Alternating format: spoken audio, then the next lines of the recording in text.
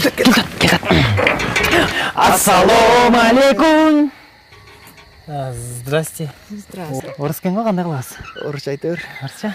Здравствуйте, здравствуйте, я Рамазан. Раз в 12 месяц один приходит. Вот такие горы пошли, вот такие тоже пошли. Поэтому с конем пришли. Я Рамазан нам сказал. Ребят, вы так хорошо поете, спасибо вам большое. Спасибо большое, до свидания. Ребят, а белый бата? Батаны қандай қыласыз? Дұрыс айтамын, сен отыр. Сейчас. Бата, мең, малың болсын мең. Бата, тысяч, дома будет 5000 мелочей. 90-ға чейін жашаңыз, тоқтың етін ашаңыз. Живите до 90 и жрите курица гриль. Спасибо, до свидания.